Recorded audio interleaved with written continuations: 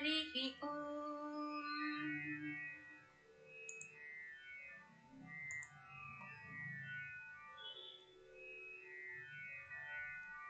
हरिः ओम्।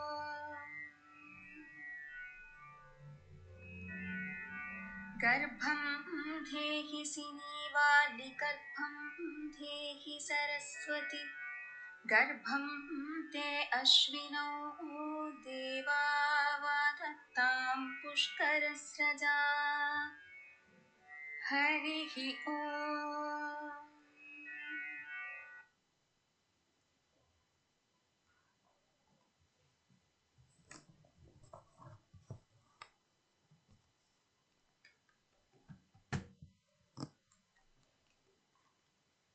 Namaste everyone. Welcome to today's Women Health Education program conducted by Ayurveda Academy. I am Dr. Deepika, Vaidya volunteer at Ayurveda Academy and practicing in Mysore. So today we have two more doctors with us, Dr. Sayam and Dr. Prashant Gokhale with us to share their insights about today's topic. I welcome both of them for today's session. And we have uh, many people, and I think many others are yet to join. Until that, shall we have a quick introduction? Like all these, whoever are here, can you just mention your name and where are you from so that we get to know your place and we can talk about that later. You can unmute yourself and you can just tell your name and then your place from where you are. Namaste, I'm Lakshmi from Bangalore. Namaste, Lakshmi. Yes. Dr. Megha Mansur. Namaste. This is Dr. Chandrakala from Vijayanagar, Bangalore. Namaste. Namaste, ma'am. Reshma from Mangalore. Namaste. First. Namaste, Doctor. Bhagyajyoti ಅಂತ ಕೆಂಗೇರಿಯಿಂದ. Namaste. Namaste, Dr. Anuragha, Purna Pragna Layout ಇಂದ. Bangalore. Okay. Namaste. Dr. Rupashri from Chennai. Rupashri from Chennai. Namaste.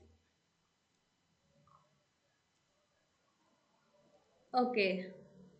So we have many people from Bangalore and one from Mangalore, one from Chennai. Okay. So we have different geographical places to discuss. So how is the weather Dr. there? Pratima. Namaste, ma'am. Dr. Namaste. Pratima from Haryana. Oh, nice. It's from interstate now. So Haryana. Okay. So how is your the weather and climatic conditions at your place now? यहाँ पे काफी धूप बीच में हो जाती है और फिर बादल छा जाते हैं. Okay.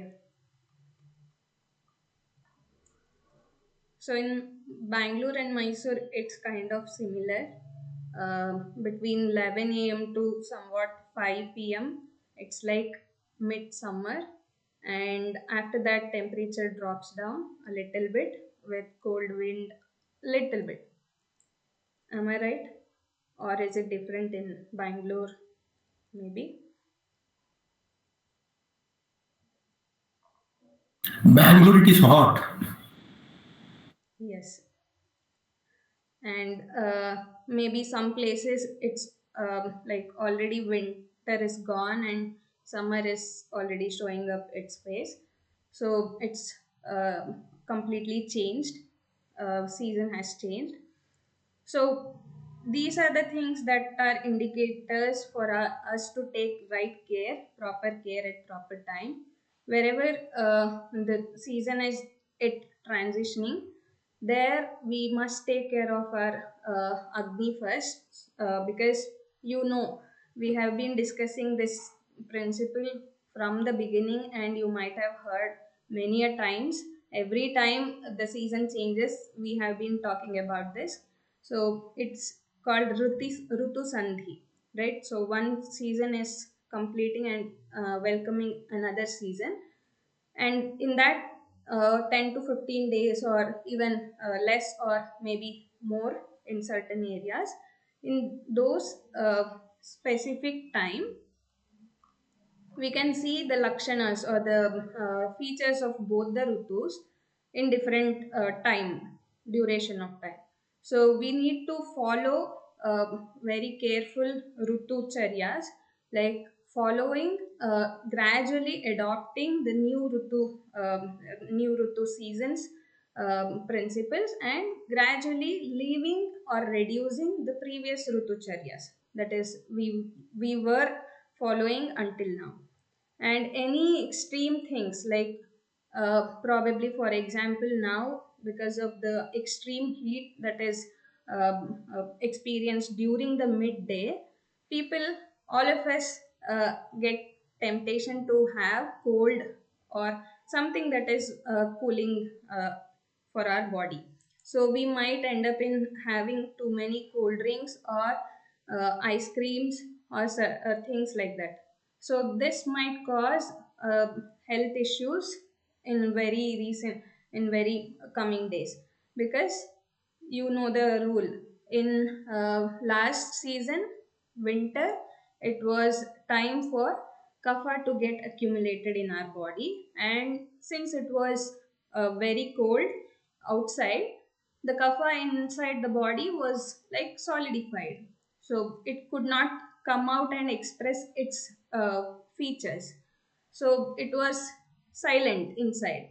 Now, because of the heat, it starts melting and it starts flowing in the entire body, and wherever it goes, it starts expressing, manifesting its qualities. For example, some people are getting cough in this season. Some people are getting this Agni Mandya, that is indigestion, poor digestion. They are not getting proper hunger at regular meal time. Some people are getting fever also.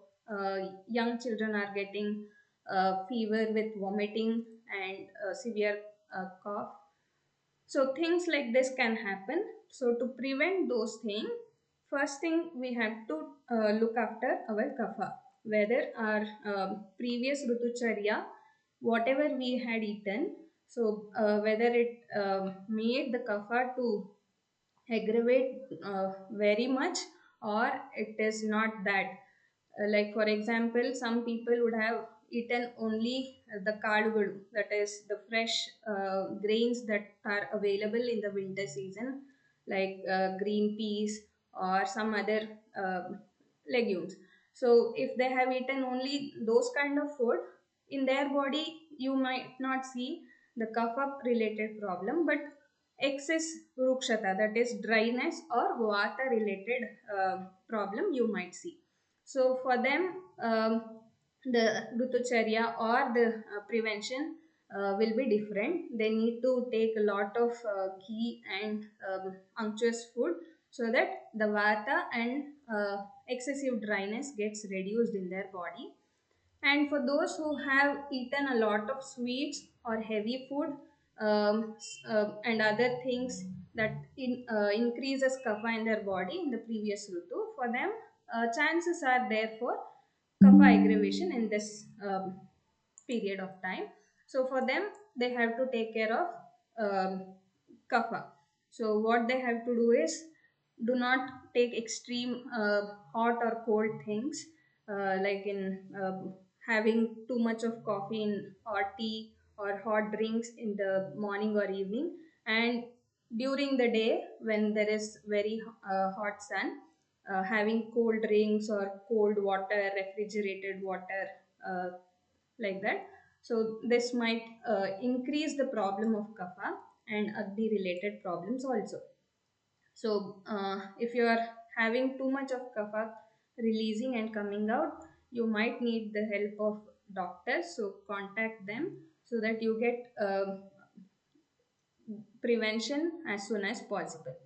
So, with this quick reminder for your health, we'll jump into today's session directly. So, as we had mentioned it already, today we are going to discuss about two main things. One is fruits.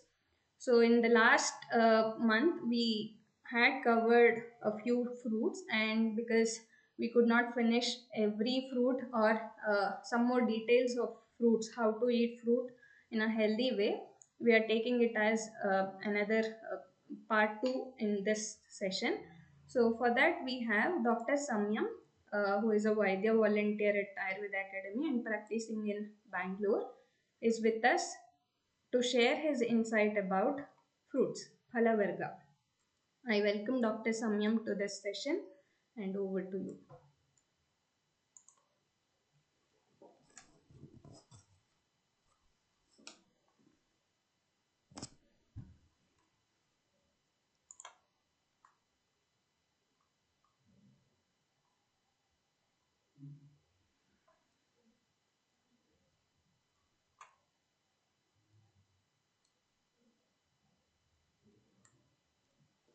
Dr. Samyam? Sorry. Sorry for that. Yeah, last class we have already covered a bit of fruits, no? So in this class, I think we will try to understand around 3 to 4 different kinds of fruits. And after that, we will try to understand if a new fruit we encounter, let's suppose strawberry or pineapple, which has not been explained so far. So how do we understand that? Do we eat it? Do we not eat it? How much to eat it? When to eat it? How to understand that? We can understand. Is that okay with everybody? Yes. Okay. So we will start with Musambi. So we all use Musambi. It's a very commonly used fruit. We use it in many ways. We make juice of it and we eat it. We randomly eat it, just Musambi by itself. Musambi is called as Naranga, and it is of 3 types. Madhura, the sweet version that we get. Amla, the sour version, and Madhura Amla, that which is partly sour and partly sweet. So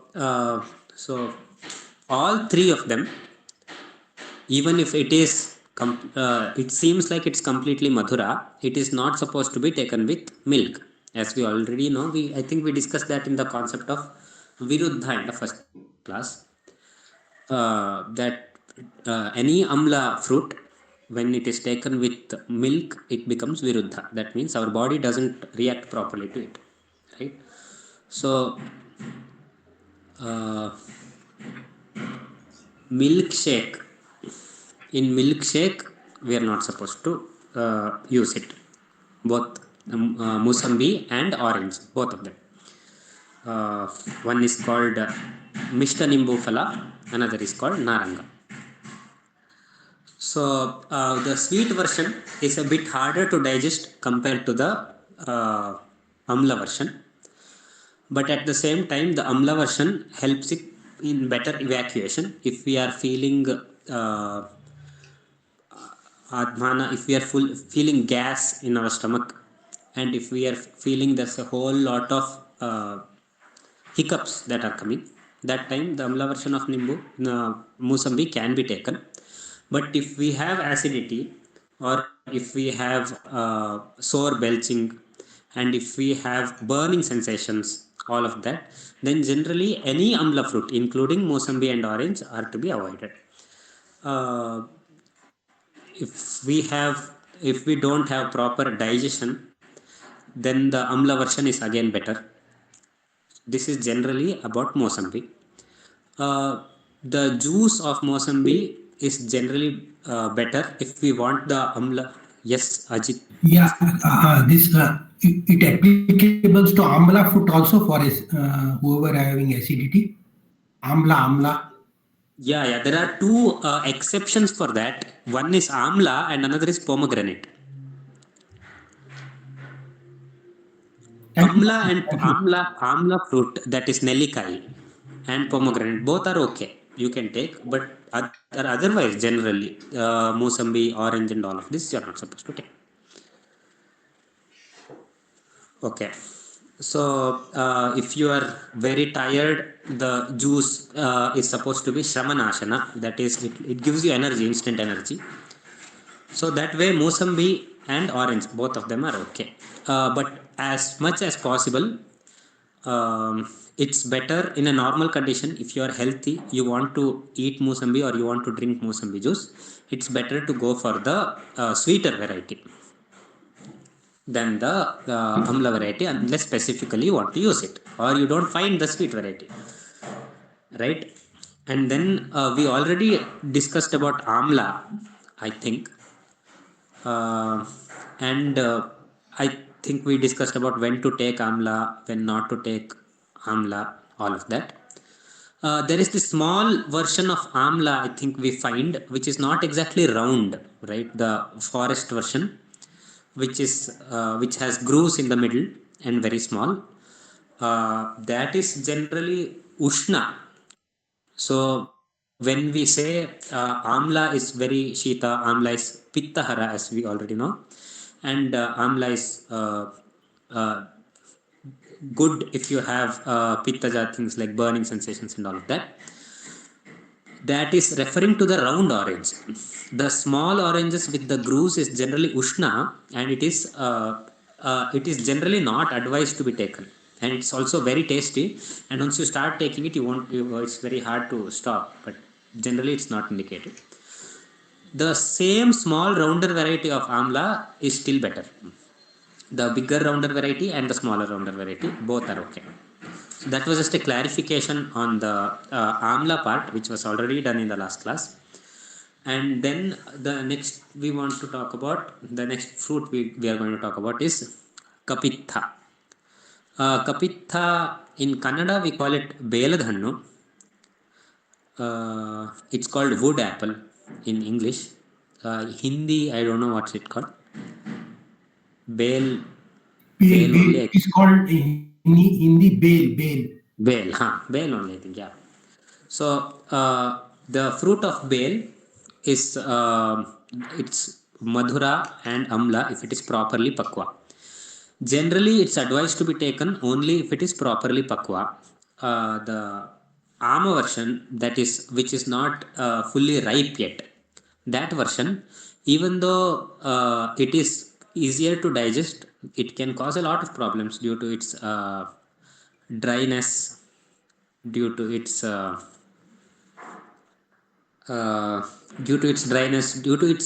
capacity to make the GIT dry, right?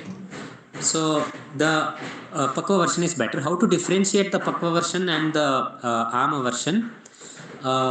You from a height of about 25 to 30 centimeter, if you put it on the ground, if it bounces, then it is ama. If it stays on the ground, generally it is pakwa. Just don't put it hard enough so that it breaks. Otherwise, it's one way I know of in which we can differentiate whether it is ripe or it is not ripe. So the ripe one, which is actually kapitha, ripe kapitha, is good for digestion. So if you are not feeling hungry on a particular day, if you are feeling the same things, if you are feeling gas in your stomach, if you did not pass bowels properly, then you go back and you understand, have I eaten too much in the afternoon? Have I gone to, yes, Aparna.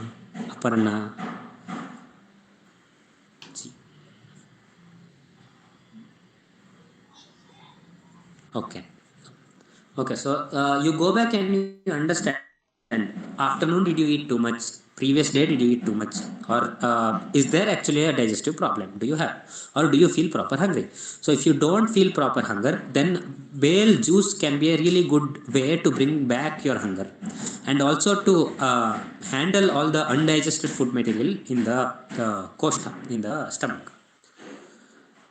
It is also good when you have diarrhea, when you have passed motions a lot. Keep in mind, if that passing of motions is due to you eating a lot, and you pass motion a lot and you don't feel hungry, and you go back and you understand the previous day, the previous to previous day, you understand that you did eat a lot. Generally 3 food times is what is understood, what we use. 2 food times is recommended, but suppose we ate in 4 food times the previous day, and then the previous day too, and the morning you did not feel hungry, today afternoon you diarrhea started. So then the same bela can also be used as a medicine. The bela juice again can be used. There are many kinds of preparations bela they make. So the bela fruit is taken, the inside goju part of bela, the fleshy part, the part is removed, and sugar is put in there, and then it is put on a cloth. It is made to dry on the surya, and then it is taken. So in any way you use it, generally bela is good as a digestive, and it is also generally good for if you have, yes, Ajit. Doctor, can we take bale candy, sugar candy, bale sugar candy? If it is authentically made, sure. It depends on how much sugar is there and how much bale is there. Oh, okay. If there is again, it depends on how it acts though. If sugar is less and bale is more, it acts as again a good digestive. You can use it. But if the sugar is more, then the digestive action you can't really expect that much. That is what I think. And there is one Billavadi Churna. When it comes to medicines, please don't use by yourself. Try to take doctor's opinion. Okay, thank you. Yeah. So when you have constipation, if you have constipation, and if you have hiccups, dry hiccups, then also bela can help a lot. This was about Kapitha. Next, we can understand Talaphala, or it's called Tati Nungu. It's called ice apple. It's outside it's black in color, and once you open it, it's really watery, and it has small fruits are there. I think we have come across those. It is shita in nature by itself. In cases of burning sensations again in the stomach, and when you feel ushnatva in body, if generally a lot of ushnatva has increased in your body, you have taken a lot of ushnahara dravyas, then it's useful. It's guru for digestion comparatively. The more pakwa it is, the more guru it is for digestion. So how do you differentiate how much pakwa is it? The bigger ones with the thicker outer coverings are generally more pakwa. The smaller ones, we call it as ele, which they are less pakwa. They are generally more laghu, but they are still shita. Both of them are shita. Pakwa ones are also, fully pakwa ones are also shita, less pakwa ones are also shita. But generally, pakwa ones are indicated, not over pakwa ones. They can be used along with food, adding sugar. They can be used by themselves too. Just that when you try to take it, you remove the coverings, that is it's kashaya in nature, which is sticking to the watery exterior of the fruit. So if you remove that and then you take it, it's better. Especially if you are trying to take it when there is heat in the body, you want to take it, you are tired. If you are tired also, it's a really good thing to get back your energy. It gives back energy very fast.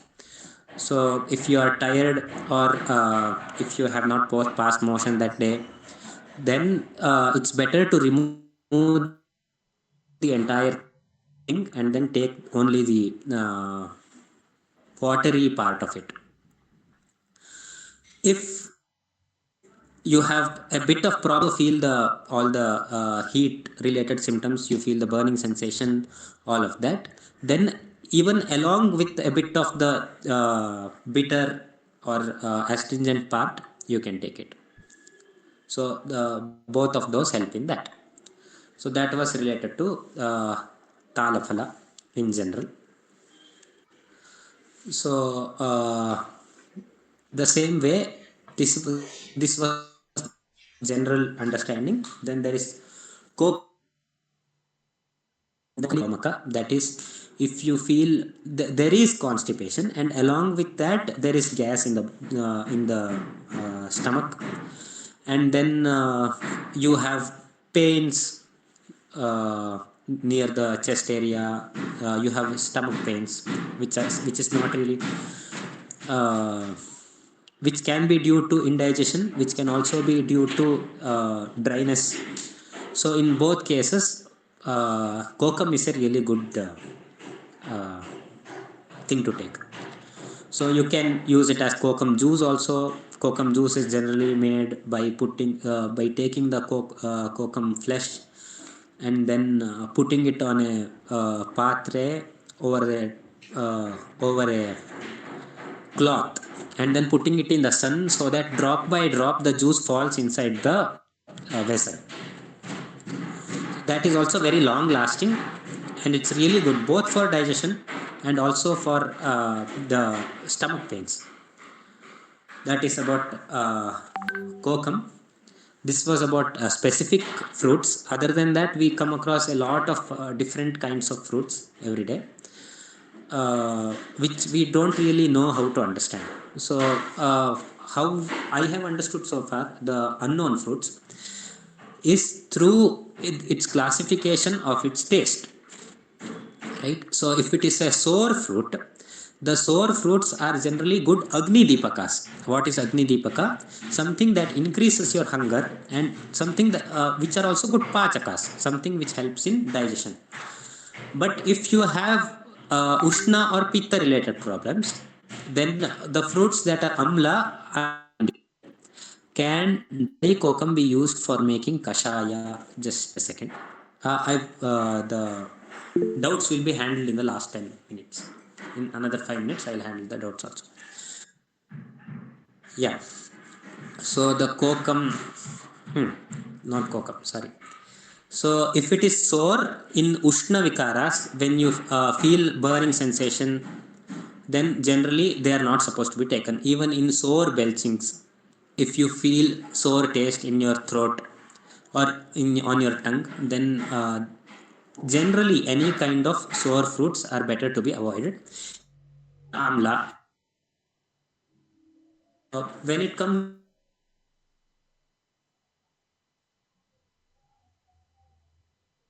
the purely sweet fruits, there are fruits which are sweet, which can be sweet also, which can be sour also. Like we already know mango, and even pomegranate, even oranges. They even pure sweet varieties can be found, and sour varieties can be found. Generally, it's safer to treat them as sour varieties. So when it comes to sweeter fruits, the sweeter fruits are generally harder to digest compared to those of sour fruits. This is a general rule.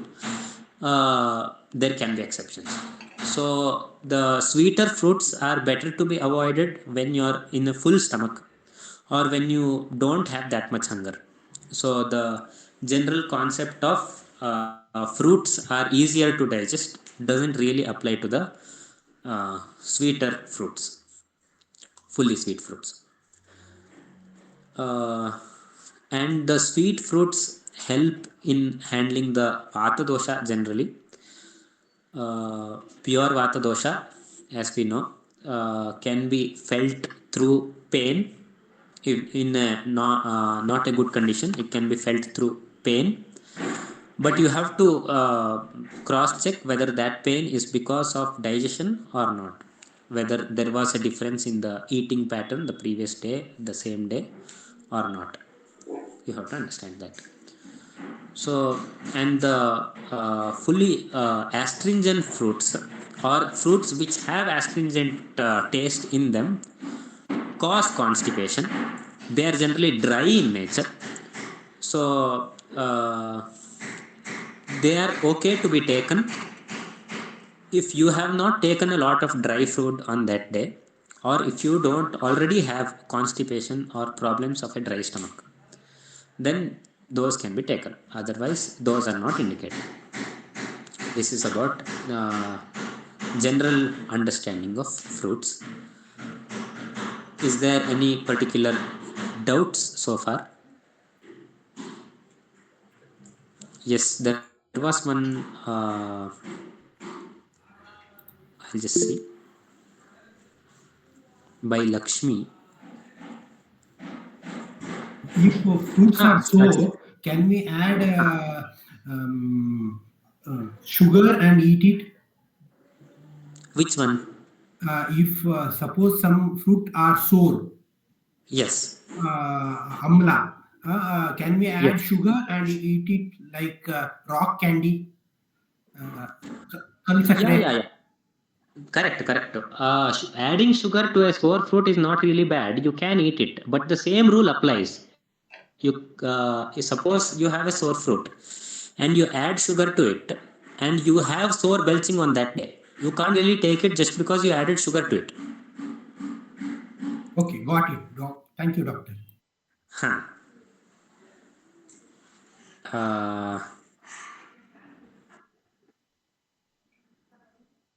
Examples for sweet and astringent, is it Kharjura, Jamun, any other? Yeah, Jamun is a good example. Kharjura is another example. Borehannu is a good example. Badara. Can dry kokum be used for making kashaya and added with sugar and consumed? Definitely. Dry kokum can be used for making kashaya and added with and consumed. Kokum can be used in the form of a rasam. If you have digestive problems, that is also okay.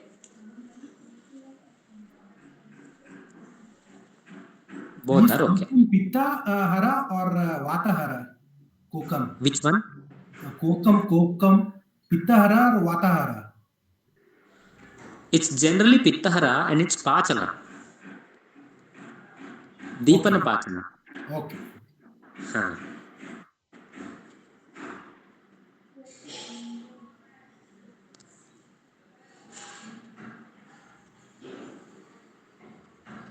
Any other questions? Other than chiku, can we eat any other fruit? Other than chiku, can we eat any other fruits? No, can it be used for milkshake? Can it be used for milkshake? Which one? Chiku. Yeah, other than chiku, is there any other fruit which is completely sweet? So, Which is completely sweet. I know of lychee. Other than that, it doesn't really come into mind. You can think of banana, but it is too guru. It is too hard to digest. So add it with milk, that too not boiled, and then you make it more harder to digest. So it becomes just Ripened hard to bitter digest, fruit even though it's also, not avocado. very. Huh? Avocado, yeah. Avocado is a good example. Savita ji. okay, thank you.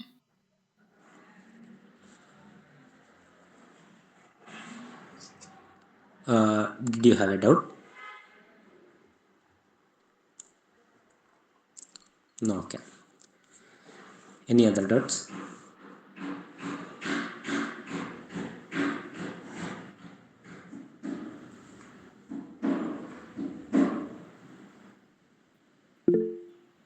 Namaste. Huh. Can two fruits be consumed together? Any two combination fruits?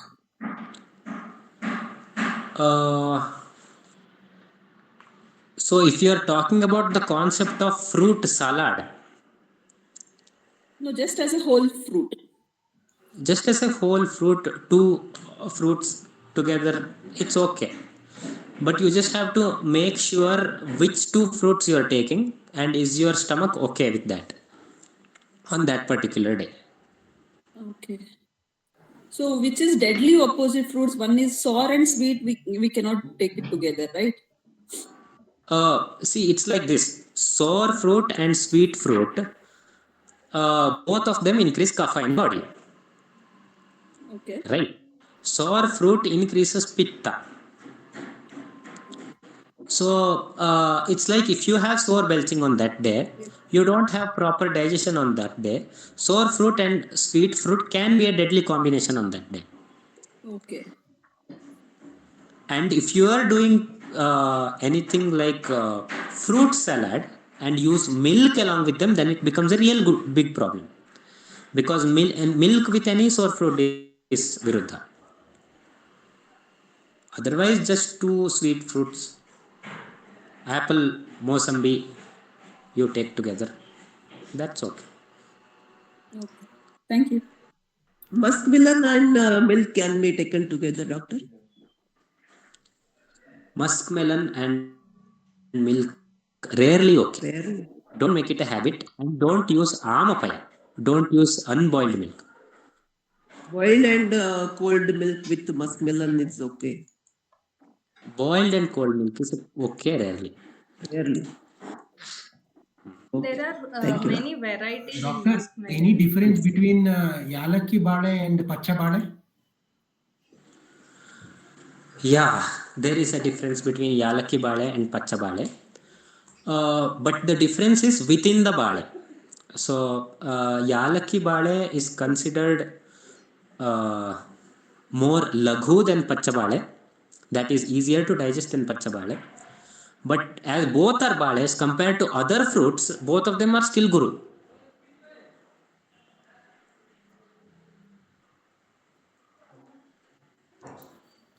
In that case, should we add pepper to it before eating? Not really. That is not how it. That is not how it works. Take them before food, and make sure you eat the food after that, so that you know when to stop the food.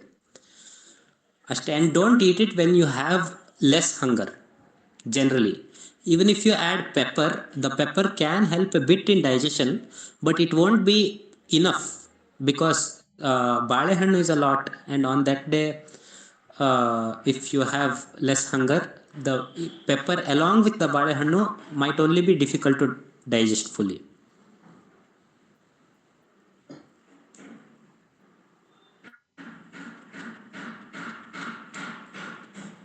Savita ji. Okay. Okay. No more questions.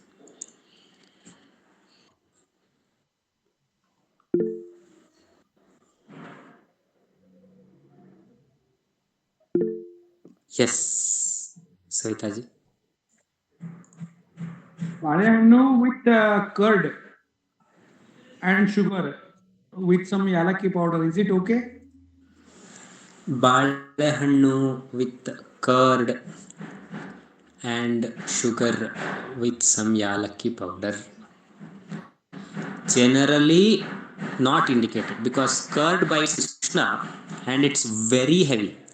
You add yalaki bale, it is still bale. So that also becomes heavy. And you add sugar, it's sakara, till to the compared. So will it help? A little pinch just for taste. Yeah, no. So very rarely when you have good hunger in the afternoon, okay, maybe. But on a regular basis, no, I don't think so. It's very good. Dhanyawad. Thank you. Okay. If there are no other questions, thank you very much. I hope you understood, and I hope we will follow how to eat fruits, how to understand fruits. As this is the last session for fruits. Over to Dr. Deepika. Thank you, Dr. Samyam.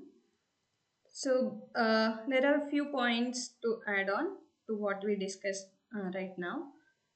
First one, the last question what you asked, curd, banana, and a pinch of cardamom seeds. So this combination, first of all, why you are taking this combination? First you have to think, because you can eat banana in infinite ways. So why this combination are you particularly asking? Because each combination, each samyoga has its own way of acting inside our body, so that must be considered. Because this combination what you said may increase a lot of kapha, and if at all that combination is given for a very vata prakriti, or someone who has lot of vata in his body and shleshma or kapha is kshaya or too less in his body, then for that person this combination might work as a medicine for few days, for with particular dose and dosage. So other than that, what Dr. Samyam told, that can be taken once in a while and may not be complete like a full meal, but before food and knowing your hunger on that particular day. So that was the thing you need to consider while doing any such combination with food. You have to think why this combination. If it is not coming from very age-old tradition or something that is very obvious combination, you have to rethink why this combination am I thinking of. So that's one point. Second one, somebody asked, can we mix milk and melon, that is musk melon. So again, what do you want to achieve by combining these two? So you want milkshake it to be called as milkshake, and that is why you are adding milk, or you want to achieve a thick milkshake like consistency while drinking. I don't remember who asked that. If you have answer for this question, can you? Mixing Basically, it is for taste, madam. Sorry, come again. Basically, it is for taste, Yes, for taste. Okay. Have you tried especially in summer, and that too fasting day, like Ekadashi and all. Morning, if we have, or afternoon we have, whether is it okay or not? Which combination you are telling? Musk melon, Okay. So old again, milk, and yalakki little pulp.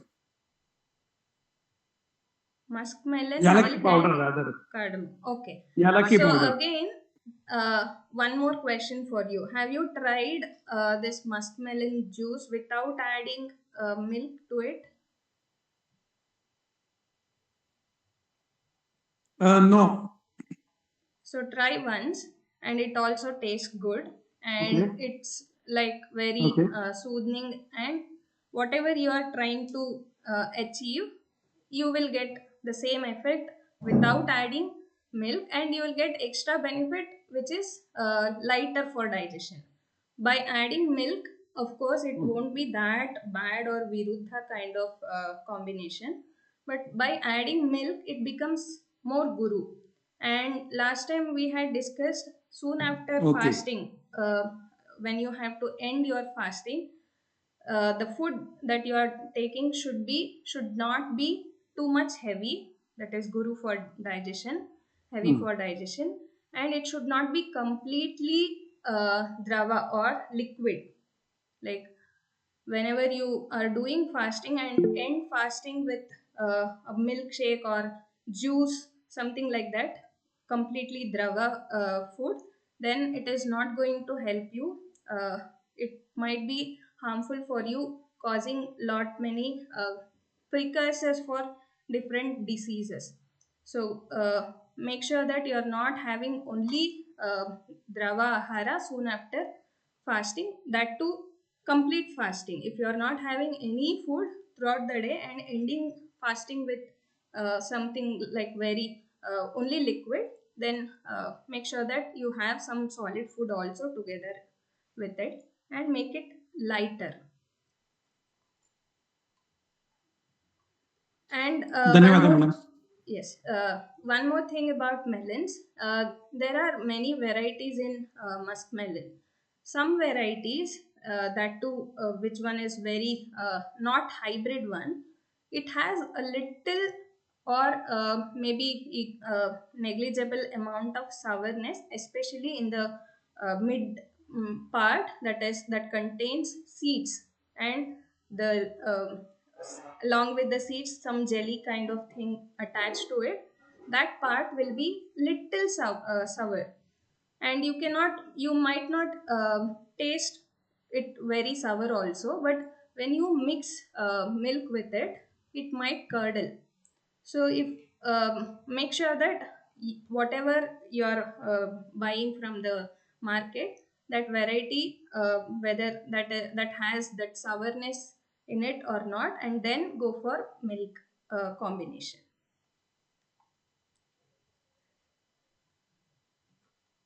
Any Okay. other doubts related to this fruits? And we are ending fruits. One more question, madam. Yes, Doctor, please. can we eat kharjura before Before kharjura lunch? how many?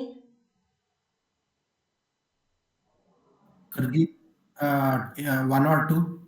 Yes, definitely you can have.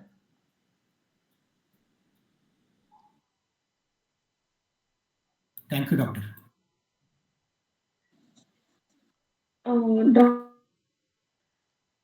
Yes, Pallavi ಅವರೇ ಹೇಳಿ. Namaste. Namaste. Namaste. Can you hear me? Now I can hear. Yes. Okay. Actually, in the summer season, we do feel like drink any juice or something like. I mean, any juice, but fruits which contains watery kind of thing. Is it good to drink juice of that or eat that fruit? Okay. So good question actually. This point we are going to discuss it now.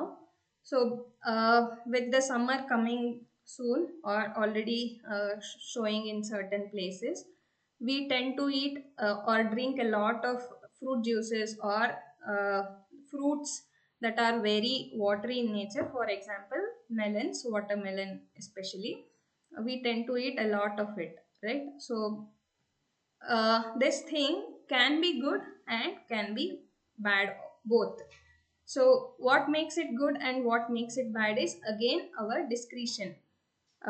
How much I am eating, how much I am drinking, when and why, what purpose, and how exactly. So all these questions need to be answered before taking it. See, for example, watermelon, we think it is very light, right? Even after having one whole fruit, maybe, we might not feel heavy stomach. So we think that I have eaten light food. Lost network connection.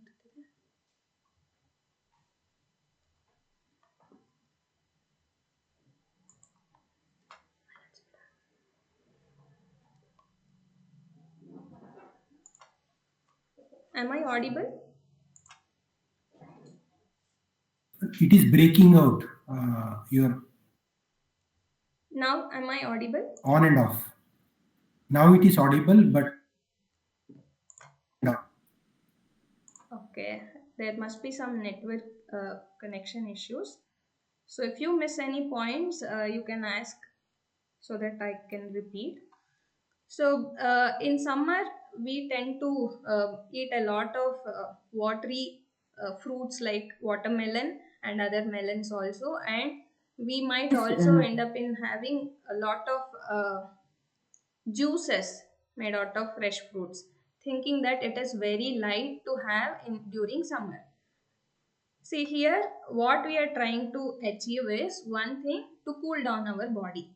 So to cool down our body, we need both things that are cold in nature to touch and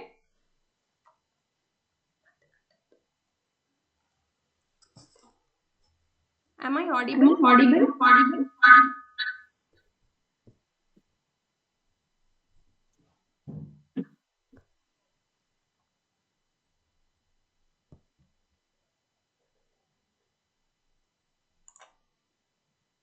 You are muted. Now, am I audible? Yes. Yes. Okay. So could you hear the last thing that I said about watermelon and other fruits? No, doctor. No. Okay, I'll repeat. So in summer, we tend to have a lot of watery fruits. For example, watermelon, especially everywhere, every part of India, or even in otherwise India also. And we tend to drink a lot of fruit juices, liquids made out of fruits, different varieties of liquids, right? So, what we are trying to achieve by doing all this is cooling down our body and quench our thirst, probably, and to feel like in summer we might not have a good agni or hunger. So, having a cup of fruits might be enough for our hunger, little hunger. So we tend to eat a lot of fruits, right? So these three things should be considered. One, thirst, excessive thirst will be there, and excessive sweating will be happening. So we need to re-establish the liquid loss. So again we need more and more of water and other liquids. And second one is cool down the body because of excess heat outside. We feel something cooling we need, so cooling down the body is necessary. Third one is eating or filling our stomach with light food so that our appetite is not or we don't feel too much heaviness inside our body after having food. So, considering these 3 points, what we are having, let us see what it makes inside our body, what it happens. Every day, if we eat too many fruits only during meal time, so what happens is one that is very only one kind of uh, food it becomes. So we know we have to eat all kinds of food, all taste food. Shadrasa should be there in our food, but we are missing that. Second, we think that it is very light to have one full cup of watermelon or half a fruit of watermelon because we don't feel heaviness after eating watermelon or any other melons. But there is a little twist to this fruit. Watermelon may seem it lighter by weight after having food, but for digestion process, metabolism process, it is heavier for digestion. That means the entire nutrients, entire whatever the essence inside that watermelon fruit is there, to absorb, to digest, and to transform those nutrients that are easily available for our body, easily adaptable for our body, to convert this thing, body takes much time. So this time duration is more than compared to other fruits. Um, so watermelon may be lighter for us to feel, but for digestion process it is heavier. So don't forget that while you are eating or having watermelon, consider your agni, how much hunger you have, how much digestion, how good is your digestion on that particular day. And if you are preferring only watermelon, to eat only watermelon on that meal time, consider that it is more of water, that is drava is more in that fruit. So whenever we take more of drava, our agni gets little dull. because the fire and the water both are opposite in nature, so it might dull your Agni Shakti with long term usage. So one day if you have watermelon, the next day if you have again watermelon only, or any other water liquid food for that matter, so observe that your Agni is getting down dull and dull with days passing. So don't do like that. Make sure that you have solid food also, and consider your Agni Shakti also. And then cooling down your body. Again, there is a misconception that watermelon is very cooling, but according to what Ayurveda says, it is not that cooling. It can also increases pitta. It might be surprising, it might be you might not uh, expecting this from watermelon, but it is true. And also one more specific thing about watermelon is, too much of watermelon can cause drishti dosha, like it can impair your vision, or if you already have vision problem, it might induce more problem to that to your vision. So whoever has vision problem, especially kids, and especially whoever doing night outs for study or some other works, if you are having watermelon in the night, or every day watermelon juice, fruit every time, then it might be harmful for your eyes health. So consider that also. And sometimes what we do, the wrong things we do is we refrigerate watermelon and then drink or eat. So that is also going to be harmful. It is also one harmful way of eating it. It's not a healthy way of eating it. So that is also one don't. Another one is making juice of it and adding lot of pepper or some masala powders, and then drinking it, or even sprinkling on the fruit and having those fruits. So these masalas or spices can increase more pitta if you are not a kapha prakriti or vata prakriti person. So consider those points also. And of course, we are not blaming watermelon here. Watermelon is good, good fruit. You can enjoy having watermelons in summer, but make sure that it is not too much or in a wrong way. And apart from watermelon, muskmelon. There are varieties of muskmelon available in the market. So one that is not hybrid one, that is that looks like with ridges, almost like a Mangalore sautekai, that we call Mangalore cucumber.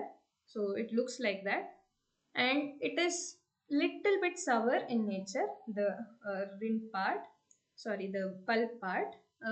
So that is considered as best variety.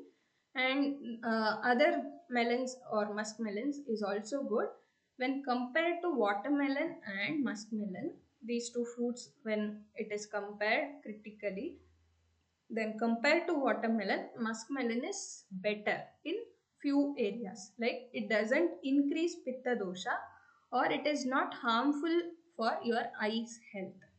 So compared to these two fruits, I'm not comparing with other fruits. Compared to watermelon, muskmelon is little bit better, and it is not like very heavy and too much watery. So it is okay to have uh, muskmelon. Include muskmelon also. Then again, cucumbers. In summer, we eat a lot of cucumbers.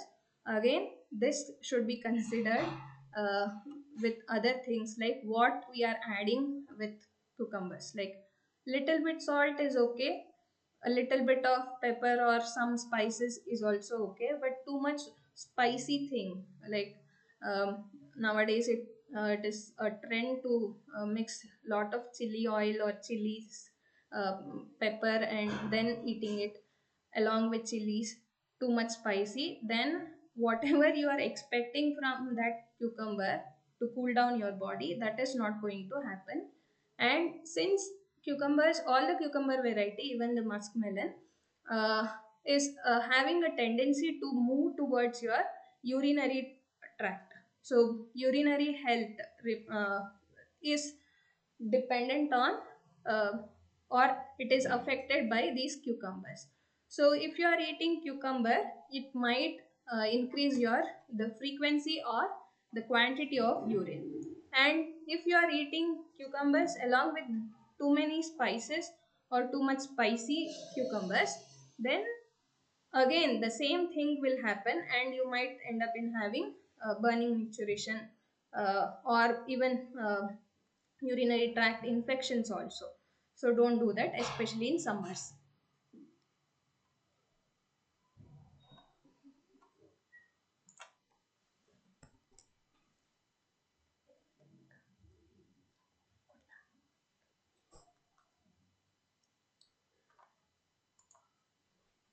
Okay, one more thing, we are waiting for mangoes in summer. Most of them will wait for summer um, just to have mangoes, right? So again, we are repeating about mangoes, like how you eat mangoes in summer makes a difference. So whether it is going to be good or bad to your health, it depends on how you eat, how much you eat when you eat mangoes. So what I want to give you as a reminder is, don't fall for your temptations and start grabbing mangoes as soon as they hit the market.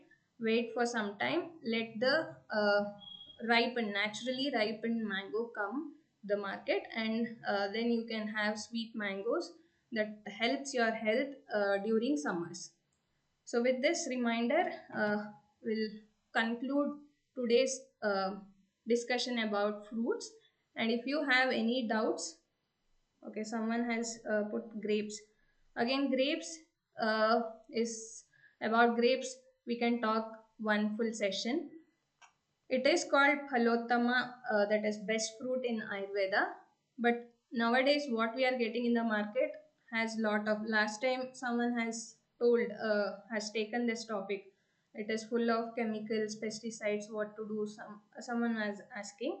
So again, this is a thing to be discussed. So eat in moderation, wash well, and eat in moderation. And sour grapes are not that good for your health. It might increase your pitta, and sweet ones are good for your pitta and all the three doshas also. And it's a very good seasonal fruit to enjoy in summer. So wait for the sweet variety of grapes come to the market and enjoy. Okay, let's move on to the next topic of today, and it's about parenting. So we are discussing about uh, little delicate things, nuances in parenting, and what we are learning through parenting. So for this session, we have Dr. Prashant Gokhale with us, who is a Vaidya volunteer at Ayurveda Academy and practicing in Mysore. I welcome Dr. Prashant Gokhale to the session.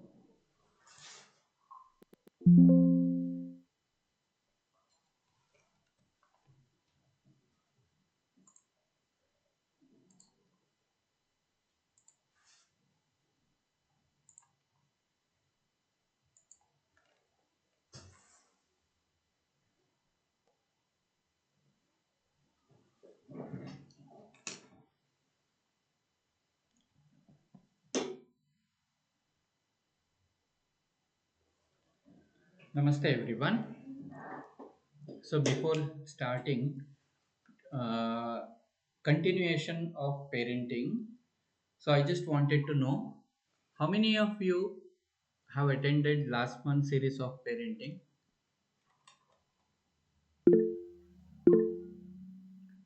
One, two, three, four, five.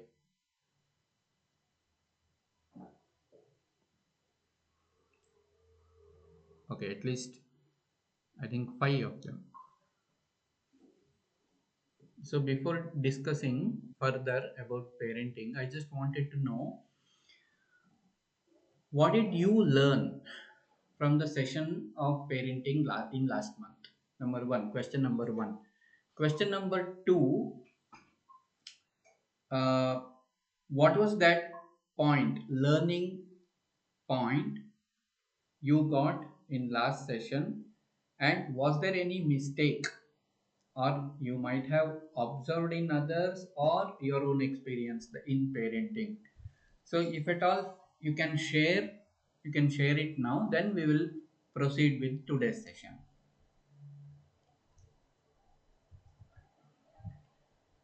Am I audible? Yes. Yes, doctor. Yes. Okay.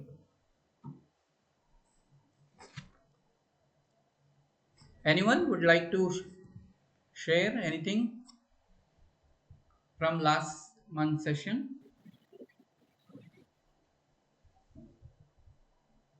What we sow, that we reap, is what we learned. Okay. We sow. Yeah. Okay, one line answer. Yeah. Okay. Then anything else?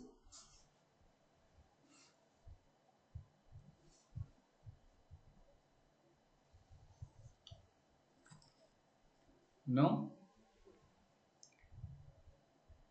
Okay, then we'll move further.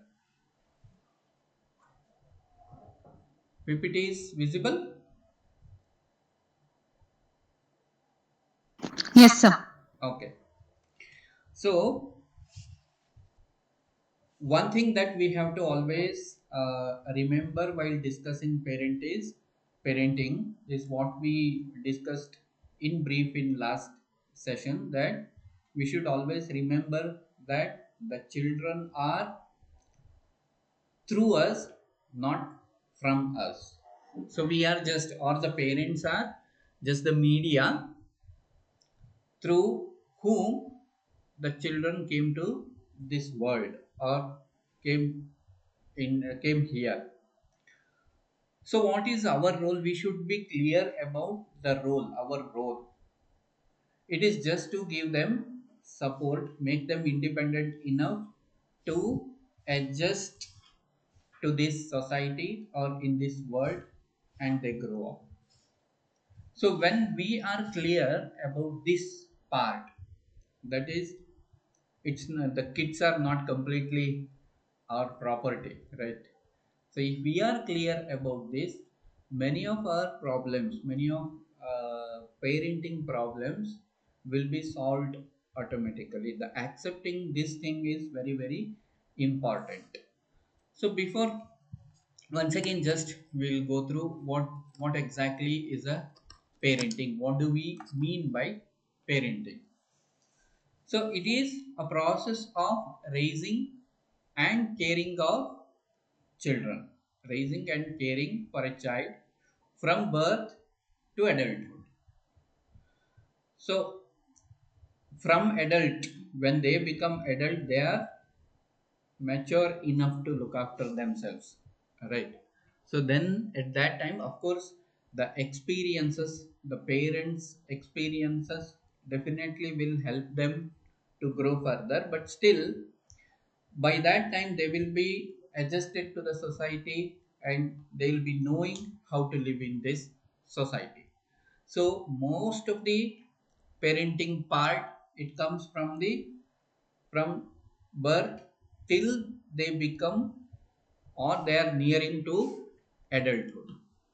What it all involves? It involves providing them, of course, the physical support, the emotional support, the social support, the cognitive support, etc. And all these type of help the children to develop into a healthy, happy, and well adjusted individuals.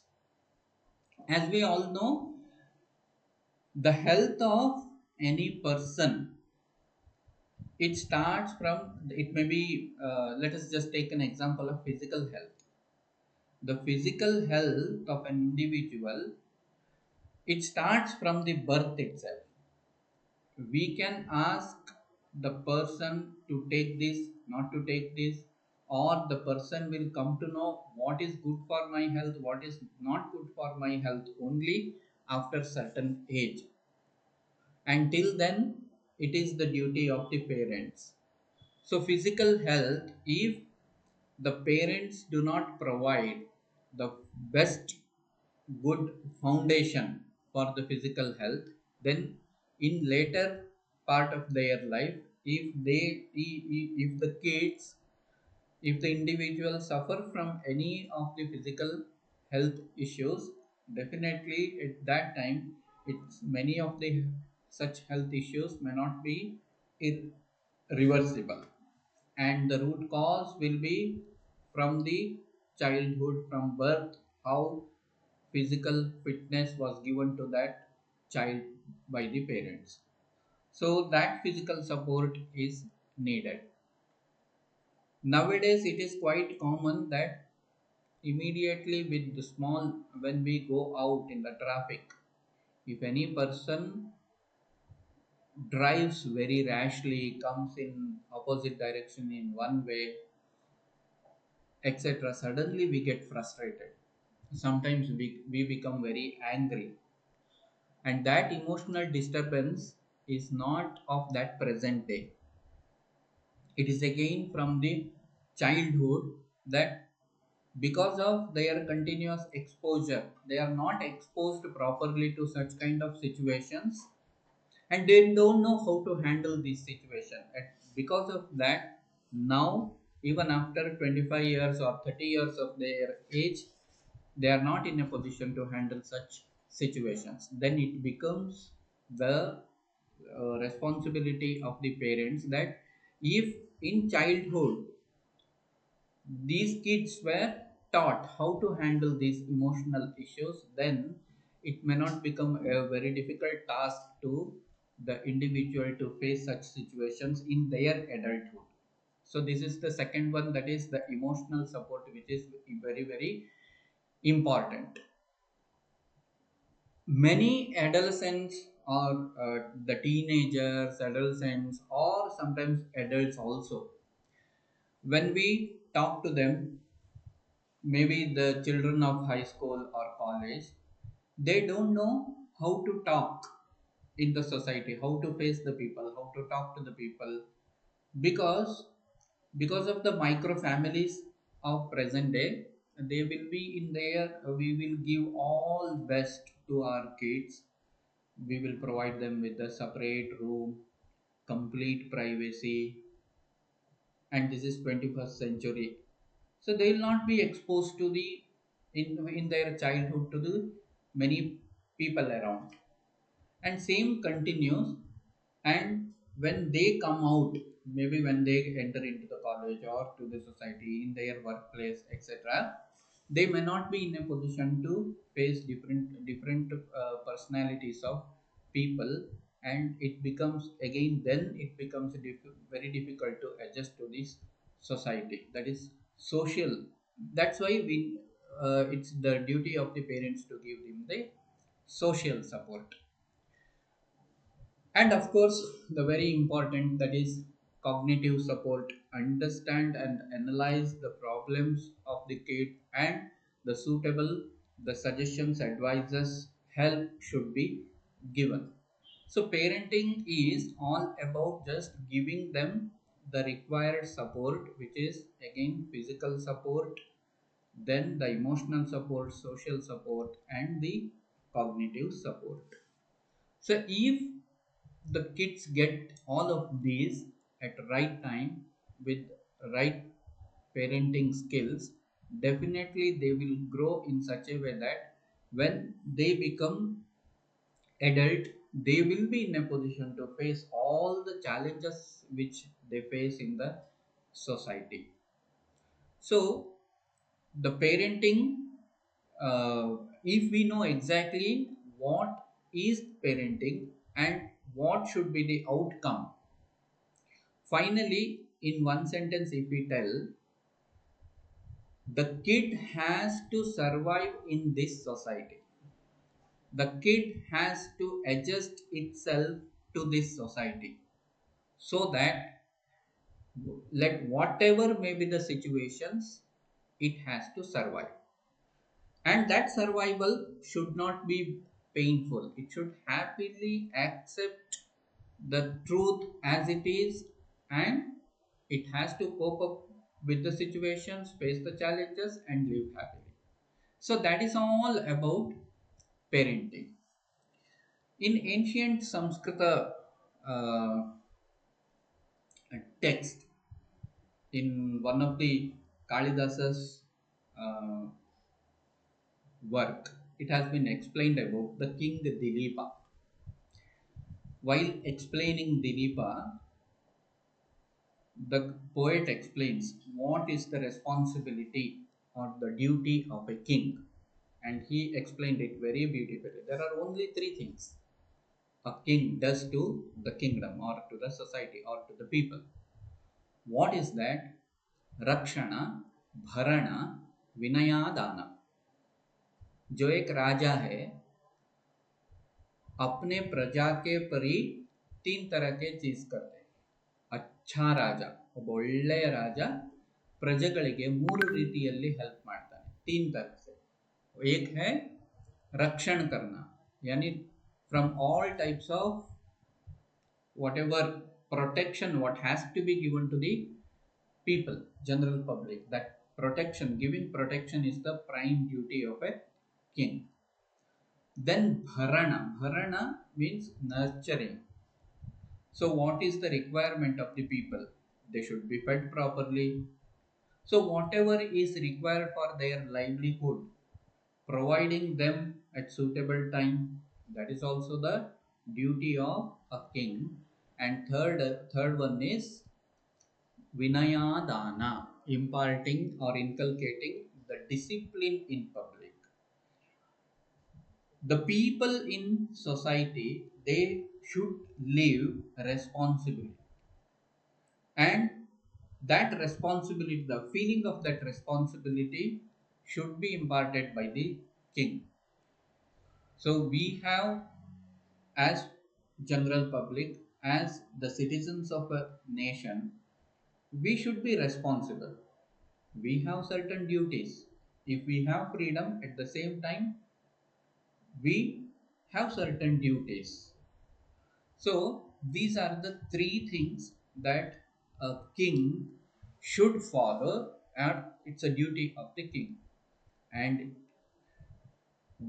the king who does all these three in a perfect manner, he is considered as वो पिता के जैसा, यानी वो राजा प्रजाओं के पिता के जैसा, क्योंकि पिता जैसा रक्षण करता है, पिता जैसे भरण करता है, पिता जैसे विनयादाನ ಡಿಸಿಪ್ಲಿನ್ ಇಂಪಾರ್ಟ್ करता है. ಪೇರೆಂಟ್ಸ್ ಆದವರು ತನ್ನ ಮಕ್ಕಳಿಗೆ ಇದೇ ರೀತಿ ರಾಜನಂತೆ ಮೂರು ರೀತಿಯಾದಂತಹ ಶಿಕ್ಷಣವನ್ನು ಕೊಡಬೇಕು. ಮೊದಲನೇ ಡ್ಯೂಟಿ, ಮೊದಲನೇ ಕರ್ತವ್ಯ ಟುವರ್ಡ್ಸ್ ದೇಯರ್ ಕಿಡ್ಸ್ ಈಸ್ ರಕ್ಷಣ. ತನ್ನ ಮಕ್ಕಳನ್ನ ರಕ್ಷಣೆ ಕೊಡೋದು. ಯಾವ್ಯಾವ ಸಂದರ್ಭದಲ್ಲಿ ಯಾವ್ಯಾವ ರೀತಿಯ ರಕ್ಷಣೆ? when they are physically weak, protect them physically. When they become very emotionally weak, support them emotionally. So all types of protection giving is the first duty of a parent. Second thing is bharana, ಪೋಷಣೆ ಮಾಡೋದು. ಅವ್ರಿಗೆ ಏನು ಬೇಕು ಅದನ್ನು ಕೊಡೋದು. It may be feeding them properly, or what are all the needs of the kids, fulfilling all types of needs of the kids. We should always remember there is a difference between need and want. We should fulfill the needs, but always be careful about fulfilling their wants. That we will discuss later. So second one is feeding, and third one is vinayadana. Vinayadana, imparting or inculcating discipline in the children. ಮಕ್ಕಳಿಗೆ ಜವಾಬ್ದಾರಿಯನ್ನ ಕಲಿಸುವಂತಹ ಕೆಲಸ ಅಥವಾ ಒಂದು ನೀತಿ ನಿಯಮ, ಶಿಸ್ತಿನ ಚೌಕಟ್ಟು, ಶಿಸ್ತನ್ನು ಕಲಿಸುವಂಥದ್ದು. ಈ ಮೂರು ಪ್ರತಿಯೊಬ್ಬ ಹೆತ್ತವರಿಗೂ ಇರುವಂತಹ ಪ್ರಮುಖವಾದಂತಹ ಜವಾಬ್ದಾರಿಗಳು. ಅಥವಾ parenting is nothing but these three: protecting, then ರಕ್ಷಣಾ ಭರಣ, that is fulfilling or nurturing, and imparting the discipline. So how we can do this? Before that, one thing we should always remember. See, we want to raise our kids, but before that it is very, very important to raise ourselves first as a parent. And this raising ourselves in all aspects, even physically, emotionally, socially, in all aspects, is very important. If we take an example, very simple example, in around 15-20 years back, that was the first year of my clinical practice. At that time, I had a family, a patient, one family. So she just gave birth to the child, and she was completely following all the principles of Ayurveda. Entire antenatal care was done only through Ayurveda.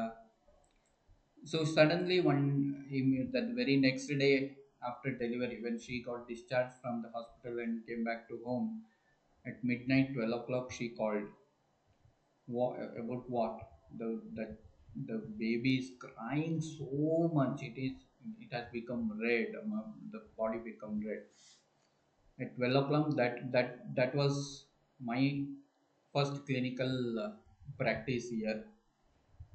So I was just 26-27 year old at that time. The patient is also around 23-24 years old. So what exactly the problem? Why 12 o'clock night she is calling and the baby is crying? Finally, what the problem was? There was nothing, no any problem. The only problem was she was not knowing how to feed the baby, in which position. So the baby is very hungry. The baby was very hungry. It was not getting sufficient milk.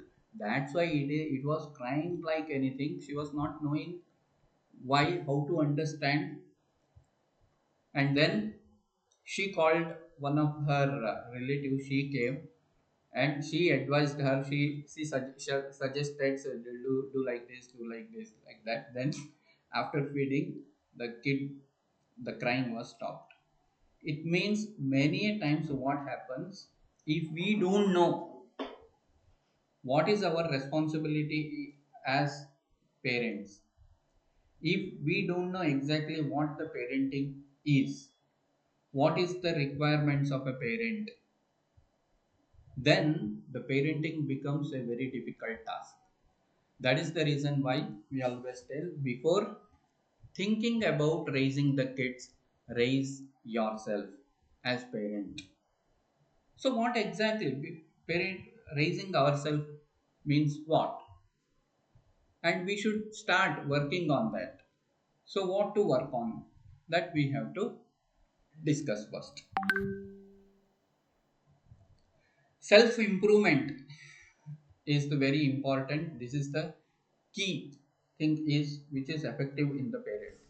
Suppose you are a software engineer, you are working 12 hours, 13 hours a day. When you come back to home, now there is a kid, you're already tired, and now you have the responsibility of the kid. At that time, even physically, you have become so exhausted that you can't focus on the kid. Sometimes throughout the night the kid will cry, you also don't get sufficient sleep, and next day you yourself becomes very irritative. At that time, suppose the kid comes to you and it does something, then you will become suddenly angry on the kid, right? These are all because we are not raised ourselves first. So what is the basic requirement of the parent? That is not there in us. That is why these problems comes. Then what to do, how to work on? It should start from our thoughts, right?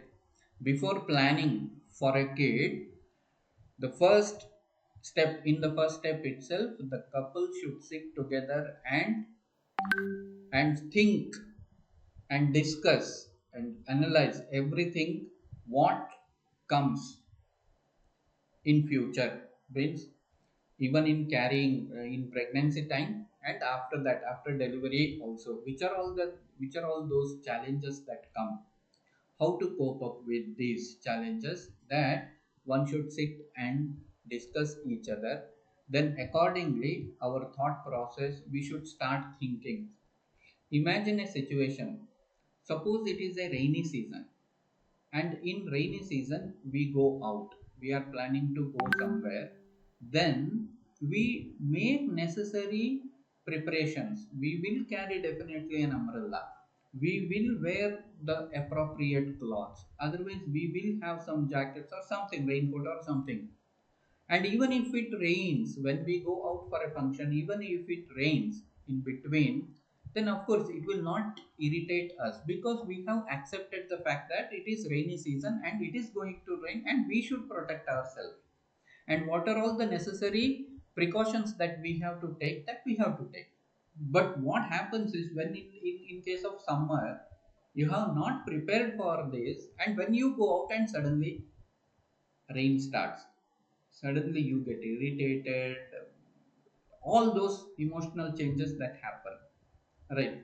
When you go out, if you have already accepted that it is so much rush outside, it is heavy traffic outside, getting an auto is very difficult, it is peak hour. At that time, if you have to wait for half an hour, then you get an auto, then it will take 30 minutes to travel just 1 or 2 kilometers, but still you will not lose your patience, because you have accepted the thing that this is like it will be.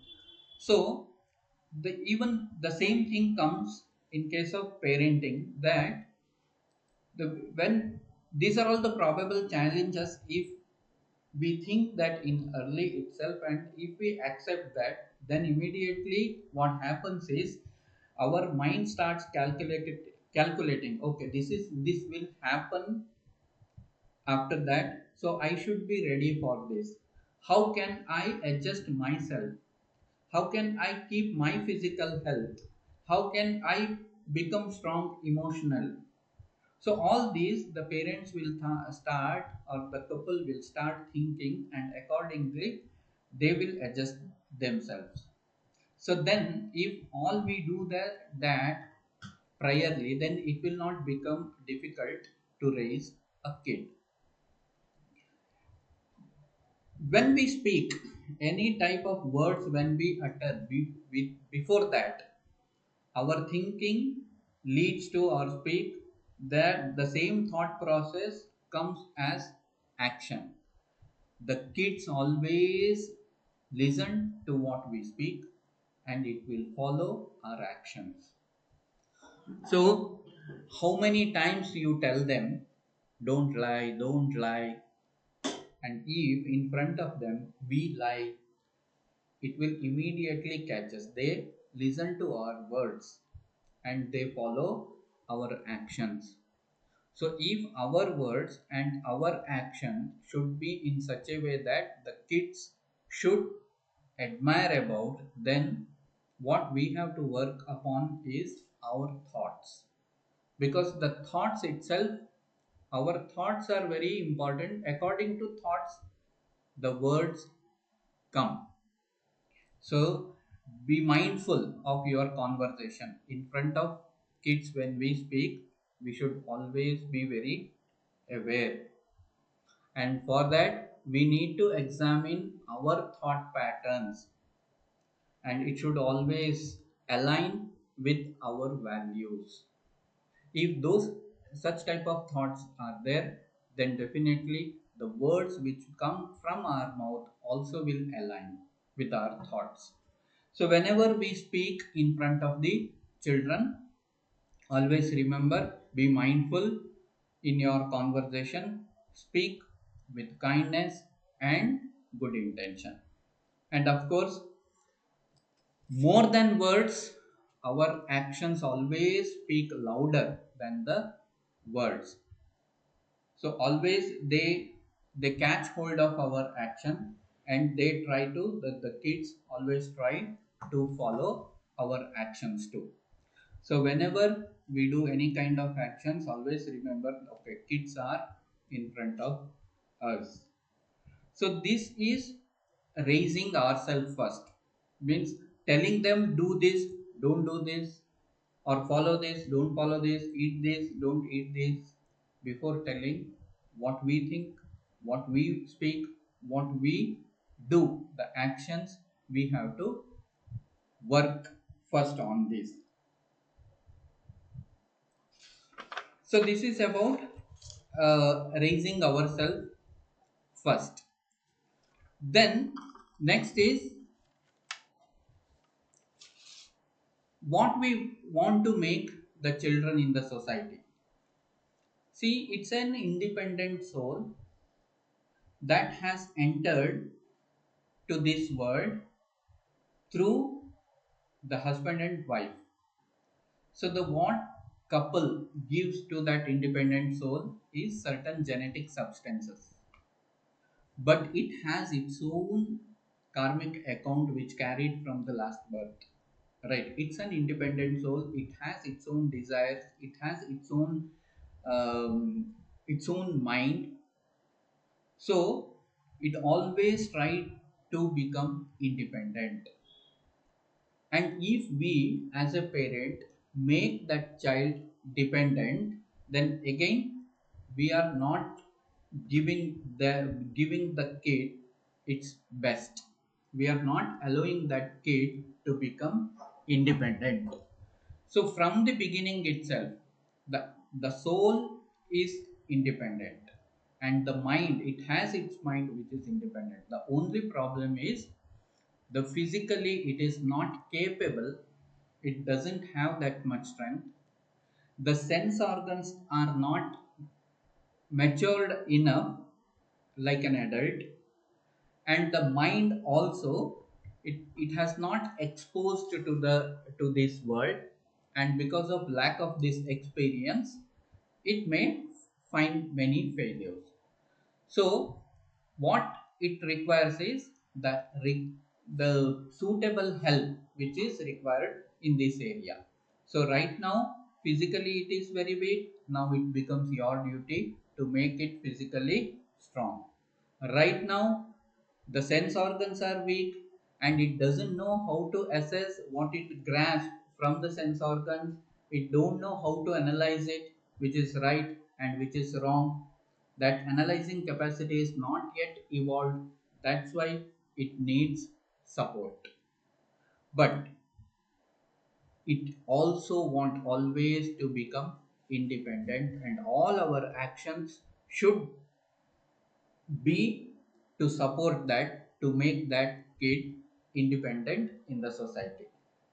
So for example, there was one patient who suddenly after second PU, that girl got a seat in engineering college which is around 400 kilometers away from the hometown, but there was no other choice. For her marks, that was the only college which has seat in her desired subject. So she had to go to that college, but at that time she really faced a problem. She never traveled in the transport, that is bus. She don't know where to get down, where to get down, how to take the ticket. What, she never went to the bank, she don't know the transaction, how to do transaction in a bank, nothing. Because till the year 16 years or 17 years, everything was done by the parents. She concentrated only on studies. Now suddenly she becomes scared of going out. She suddenly becomes scared about to stay in the hostel. She becomes scared how to face the people. And the period was around 10 years back. So at that time, no mobile phones like today. So where she can every day she can talk and over the video call and everything. Now whose problem is this? The problem is definitely with the parents, because the parents, of course, their love towards kid was very good. They gave everything what the child wanted or needed, everything, but still they failed to make that child independent, and because of that, the parent, the mother, had to accompany that girl, and the mother had to stay with that girl for 6 months in that place to make her adjust to that society or that particular area.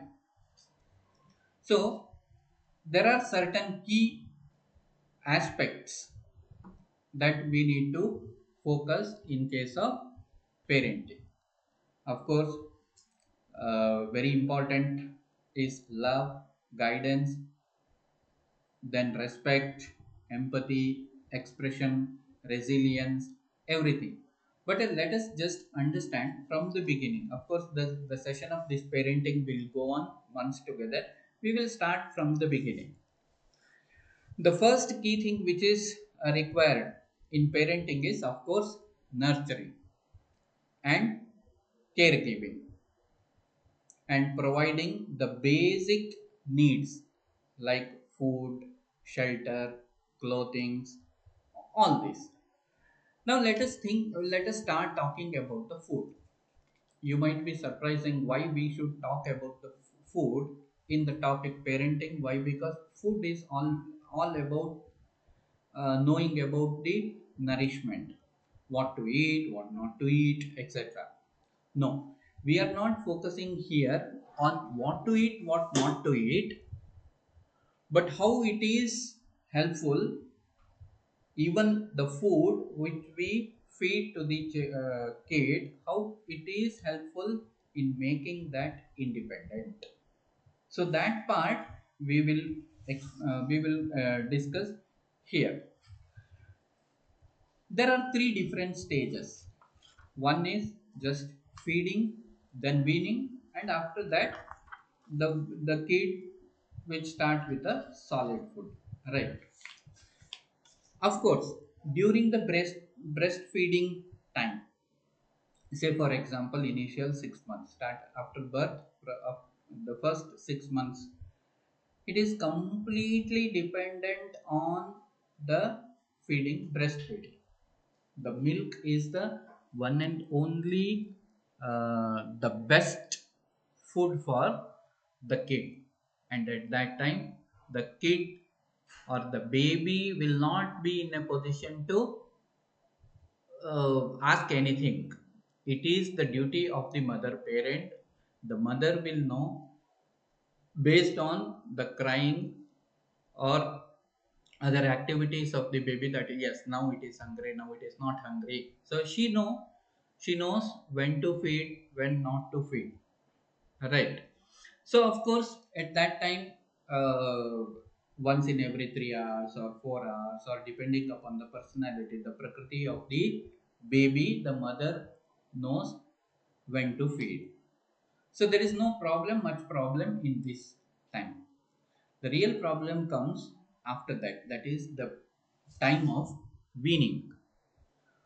See, after 6 months, depending upon the person's or the baby's prakriti, vata prakriti, pitta prakriti, kapha prakriti, and many other aspects, gradually the eruption of the teeth begins.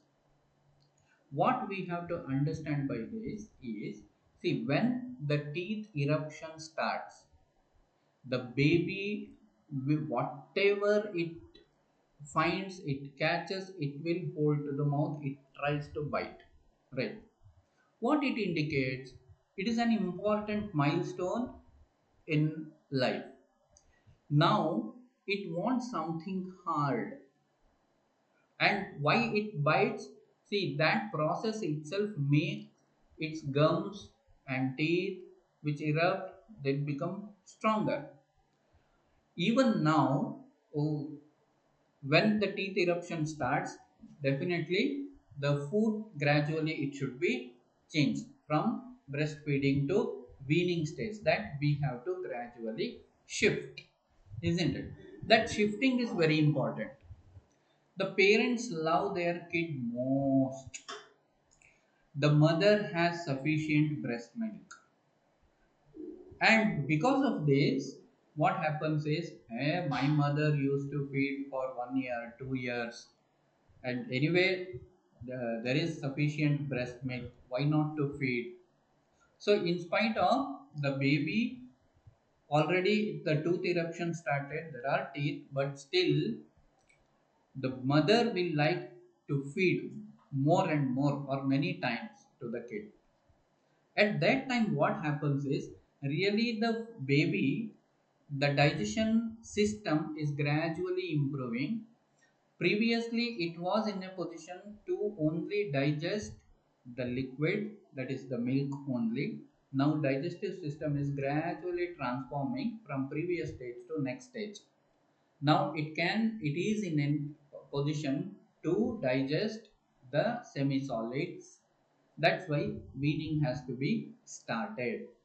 So, at that time, if instead of giving weaning food, if we more and more give just milk because it is best, if we give more and more, then again the baby will not be adjusted to this society, the digestive system will not be adjusted. So of course we are thinking that the breast milk is having very good qualities, it is highly nutritious. So as far as possible, if we give more and more times feeding, then it will get lots of nourishment. But we always think in terms of carbohydrates, proteins, vitamins, and other things. But the digestive system should be in a position to digest. The egg automatically, when right time comes, it breaks, and with all effort, the baby bird come out from the that egg. If we break the shell so that the baby bird comes out easily, that we think that we are helping, but actually we are not helping, but we are disturbing. That process itself gives the strength to the muscles, but because of our external interference, that from that period itself it becomes weak. The same thing applies to the kid also. So what we have to do is, gradually, when the teeth eruption starts, weaning should be compulsorily started. And there is a fashion that all the fruits nowadays, even the fruits, we boil it, then smash it, and then give. See, as a parent, we should always observe the kid, its digestion capacity. How it can be done? See, always it is Anumana Pramana, how it passes the bowel movements. Based on its bowel movements, we can assess the digestion. So, gradually we have to give the next step semi-solid food so that it will now in a position to digest that type of food. We need not boil all the fruits and then make a paste and then feed it. Now we are making the digestive system again weak. And we think that, oh, more and more nutrition is required. That's why sometimes the dry fruits, we grind it, we make a paste and then feed early morning. Then after 3 or 4 hours. We give different fruits, boil it, then paste it, and then give like that. So what we are doing, it has the capacity, gradually it is improving the capacity to digest different types of food. But again, we think that, oh, it is very difficult to digest. That's why we make easy. We give them easy options. Right now, the momentary, it may be found helpful, but the digestive system will not develop. By 1 year, around 1 year, when the baby start walking, now it is also an independent soul. When you, if you see, when you sit and have your food, the baby will come near to you and it will try to get something from your plate, isn't it? It means that it needs that independence. Even at that time, no, it don't know, it will ಎಲ್ಲ ತಿಂದಿದ್ದೆಲ್ಲ ಮೈ ಮೇಲೆ ಚೆಲ್ಲುತ್ತೆ. And because of all these things, if you don't give food, then what happens again? We are making the kid dependent on us always. It's okay, it spills it, some food, it will fall down on the ground, it's okay, but keep a separate plate, put food, and it will try to eat. If we do that, then what happens is, there are two benefits by doing this. One thing is, of course, the baby will feel a kind of, it's an achievement for that kid. It's an achievement that independently I ate something. So for it, it is an achievement, right? Of course, out of 10 small pieces of dosa, there are 2 to 3 pieces are outside the plate, fall down. It took only 8 pieces, it's okay. But still, for the child, it's a great achievement that till yesterday only mom used to feed or catch hold of the mouth, open the mouth, then with spoon it, the parents used to feed. But right now, today, I used my own hands to take the food and eat, right? So it feels that I am independent. Now I can do, tomorrow onwards I can also do something more great work that my mom and mother, father does. So for that kind and that kid, it's a feel of achievement. At the same time, for parents, it is a, we should think that, okay, now we took one step to make that child independent even at the age of 1 year. So if we do this is the first step in making our child independent in terms of food, starting from breastfeeding till 1 year. All the changes, different stages that happen, in every stages observe, and how the, as a parent, we should think how we can make that baby, make that child independent and adjust to the present day's food, and that digestive system properly digests, so that tomorrow, when it gradually grows up, when it eats food outside, even for that food, the digestive system should adjust. So this is about the food. Then, of course, clothings. We always buy different design cloths, and we, the children are more attractive. Whichever dress we feel it look, we feel that this dress is very nice for my kid, we purchase that.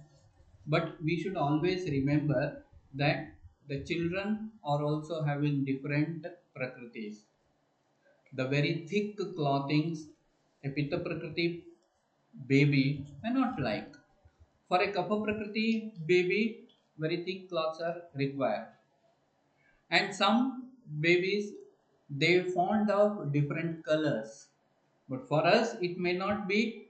We feel that it is not good for her complexion and her choice, it doesn't match, like that.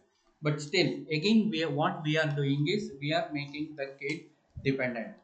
Even at the age of 2 years, 3 years, if we put 3 to 4 dress in front of the kid and ask the baby to select, ask the kid to select one dress among this, definitely it will select one.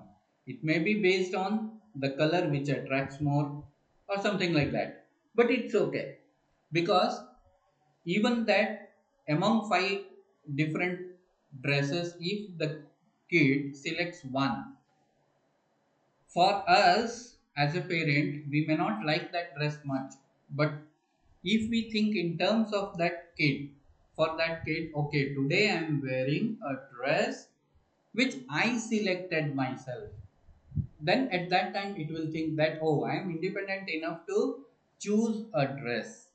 Again, there will be a feeling of fulfillment, full feeling of responsible, feeling of independence. So that gives happiness to that baby. At the same time, as a parent, from that time itself, we are giving an option that, see, this decision is yours. What you want, you have the freedom to wear. Of course, later, once it selects, then you can discuss with that, say, this is, if you wear this happens, if you wear this is suitable for in this season. If you are feeling very hot at that time, this looks good, or this is very suitable, this is not suitable. After explaining, final decision always we should leave to the children, so that two things happens. If in spite of telling everything, if they select some other dress, then see, I told, as a parent we told, now decision is yours. So after taking that decision, whatever happens, the child also will know that it is my decision, and then whatever may be the pros and cons using that, then it is mine, it's mine only. At the same time, it will have that happiness that, okay, my parents are giving me sufficient independence, so I have independent in selecting. There is a value, there is a value in my family about my choice, right? So that feeling of independence will come from that age itself. So these are the two points, important points, which we have to start from the beginning, that is from birth itself, regarding food. And of course, around 2 years to 2.5 years to 3 years, what they wear, which dress they have to wear, about this also we can make them independence. And this is one step in parenting. Of course, then we will discuss in next month session other important key factors in the parenting. So I think today we will conclude about this session of the parenting. We will continue in the next month.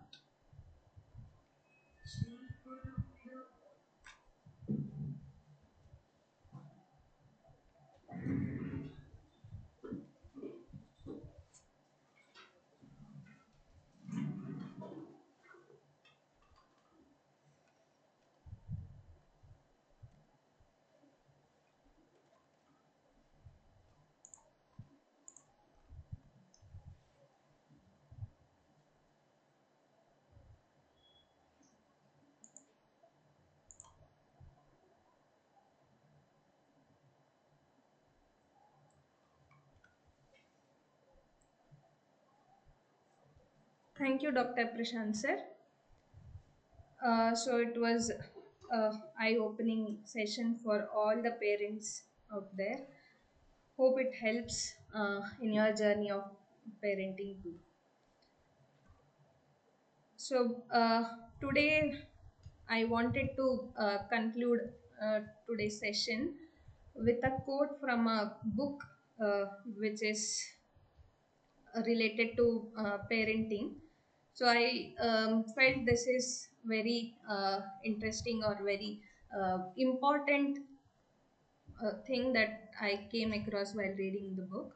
There are so many things that are very important, and it has been explained very beautifully in very practical ways also. So the lines goes like this. I'll just read a few lines for you. Uh,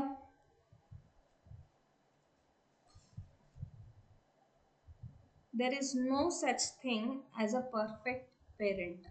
So, all the things that we are discussing, this should be done, that should not be done, this is how we should parent, this is how we should not be as a parent.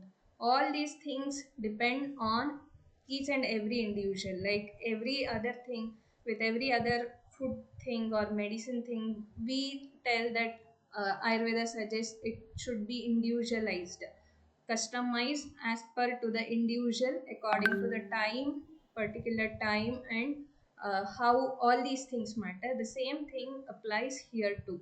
So there is no such thing called perfect parenting, or there is no someone who is a perfect parent. So what makes a parent good parents is, good parents don't get it right all the time. Good parents don't do right things, only right things all the time. But good parents repair when some fluctuations or some mistakes happen. Then good parents are ready for the repair.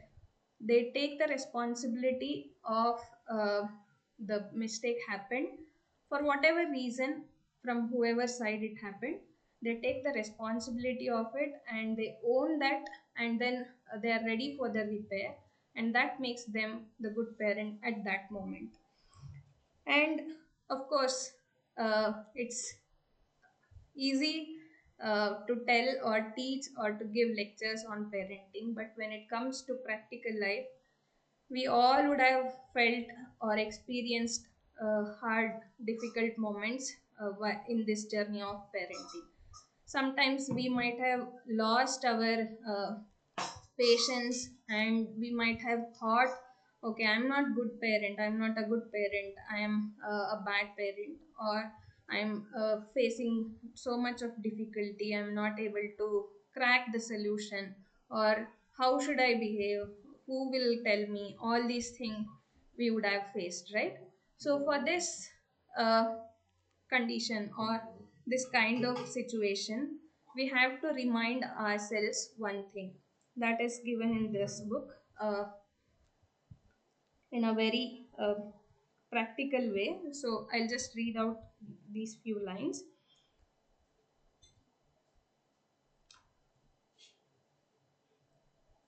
So you can do this as an activity also. You can do this right now also. Like, place your hand on your heart and say these words: I am both working on myself and working to take care of my family. I am trying to rewire the patterns that do not benefit me, and I am trying to wire my kids from the start for resilience and feeling at home in themselves. Wow, I am doing so much.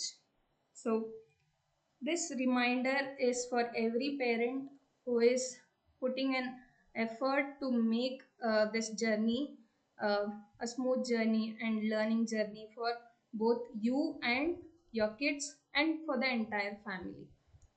Hope this helps every one of us.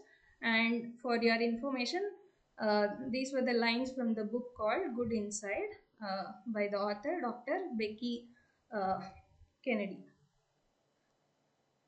So, with this, we conclude today's session.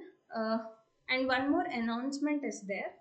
So, in Mysore, we are starting an offline women health propagation program every month on third Sundays from 10 a.m. to 1 p.m.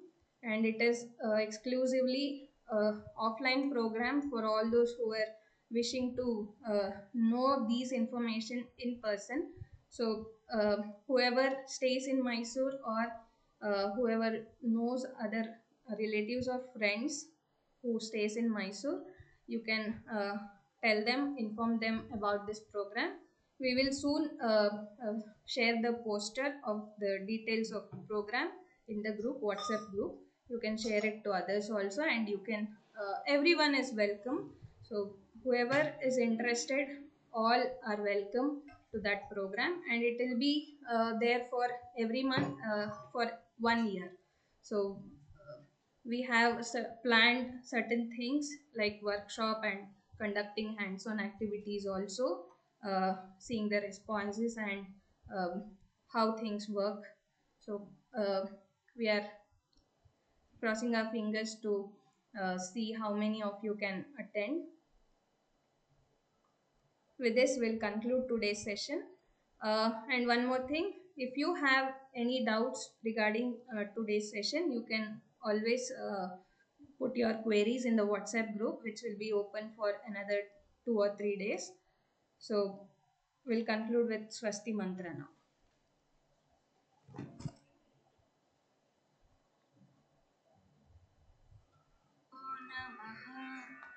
Harihi Om.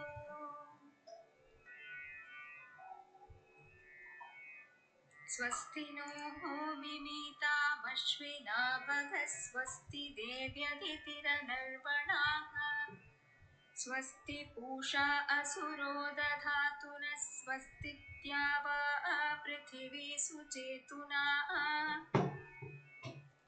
स्वस्तये वायुं पप्रवामहै Som